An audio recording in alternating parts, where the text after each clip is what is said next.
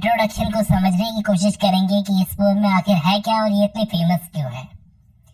देखो, इसको पढ़कर ऐसा लगता है कि शायद कमला दास दूसरों की दखल से सारी जिंदगी परेशान रही होंगी। जैसे लिखते समय में कटक से मुलाकातें दोस्त, रिश्तेदारों में चचेरे भाई, ये सब उन्हें ये बताते थे कि उन्हें क्या करना चाहिए। सबने उन्हें ये कहा कि लिखना ही है तो मलयालम लैंग्वेज में लिखो, जो तुम्हारी फर्स्ट लैंग्वेज है। अंग्रेजी तो तुम्हारी मातृभाषा भी नहीं है। यहाँ पर देखो, ओवरऑल इस पोएम का मेन आइडिया ये है कि कैटेगराइज करना ही क्यों है। मैं अपने आप में सेल्फ हूँ, आई, मैं, जो वर्ड है मैं, जो कुछ भी हूँ मैं हूँ। जब वो जवान थी तो 16 साल की उम्र में जब उन्होंने अपने भाई की पतलून पहनी, तब भी कैटेगराइज करने वाले लोगों ने कहा कि साड़ी पहनो, लड़की बनो। इसलिए वो शायद कैटेगराइज करने वालों से नफरत करती हैं और उन्होंने कहा कि उनकी एक डिस्टिंक्ट पर्सनैलिटी है। भी उन्हें ये ना बताए कि उन्हें क्या करना चाहिए, कैसे लिखना चाहिए, क्या पहनना चाहिए, क्योंकि ऐसे कैटेगरी में ना बनकर ही मैं हो पाऊंगी। मैं अपने डिस्टॉर्शंस और अजीबो गरीबियत जो है मेरे अंदर, उन सबको गले लगाऊंगी। उन सबको गले लगाना ही मैं हूँ। मैं हूँ। यहाँ पर वो बताने की कोशिश कर रही है। यहाँ मैं शब्द का बड़ा यूज हुआ है दोस्तों। आय बहुत बड़ा है यहाँ पर। मतलब हर इंसान अलग है।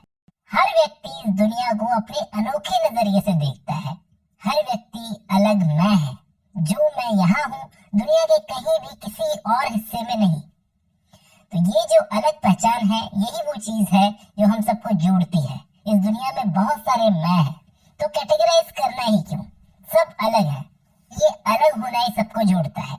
देखो, 1960s के टाइम पर एक आइडियल इंडियन वुमेन कैसे होती थी, यहाँ पर इस पोएम में कमला दास ये भी बताती है।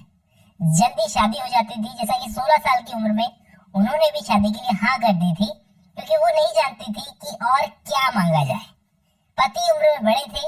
हालांकि उन्होंने कमला को मारा नहीं, लेकिन शरीर में ऐसा दर्द हुआ। देखो, जरूरी नहीं कि पोएट जो है वो खुद की स्टोरी बयां कर रहा हो, लेकिन काफी हद तक ऐसा माना जाता है कि कमला दास की खुद की पर्सनल स्टोरी थी, क्योंकि वो एक कन्फेशनल पोएट थी। ठीक है। उस समय 16 साल की उम्र में पहली बार जब उन्होंने सेक्स को एक्सपीरियंस किया, तो उनके शरीर में बहुत दर्द हुआ। कुछ समय के लिए वो भूल जाना चाहती थी कि वो एक लड़की है, इसलिए उन्होंने भाई की पतलून पहनी।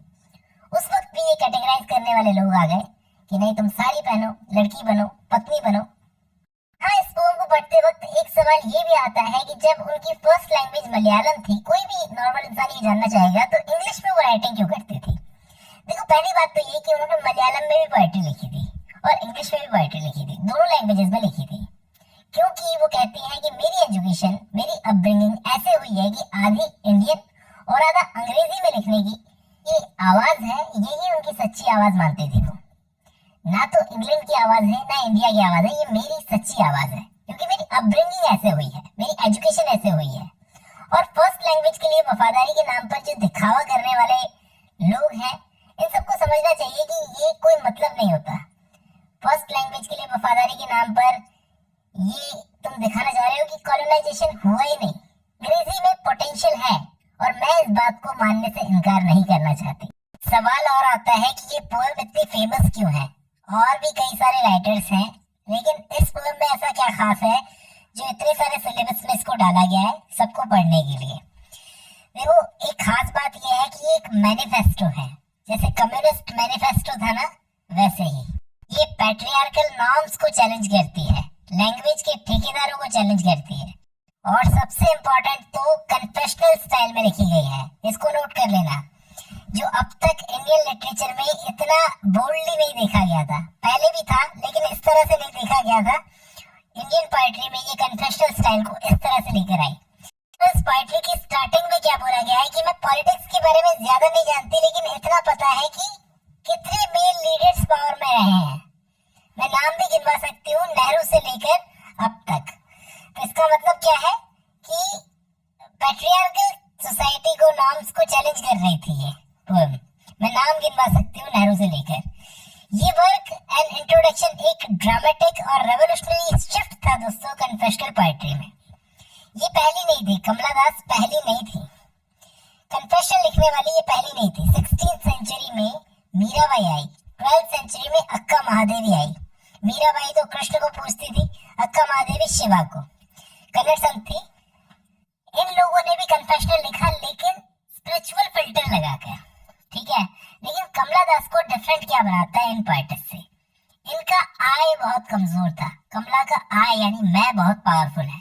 कोई स्पिरिचुअल फिल्टर नहीं लगाया इन्होंने। जो रॉ इमोशन इनके अंदर है वो सब दिखाए। इनसे पहले निज़म इज़ेकिएल, डॉम मॉरिस जैसे राइटर्स का सिक्का चलता था इंटेलेक्चुअल पोएट्री में, फिलोसॉफिकल पोएट्री में। ये पर्सनल लिखने वाली थी, रॉ इमोशंस बताने वाला कोई भी नहीं था उस वक्त। तो इन्होंने रास्ते खोले ऐसे सब्जेक्ट्स पर बात करो जिन्हें टैबू माना जाता है सोसाइटी में। इसलिए ये पोएम एंड इंट्रोडक्शन इतनी फेमस है। उम्मीद कर रहा हूँ आपको समझ में आया होगा दोस्तों। आज की इस वीडियो में बस इतना ही।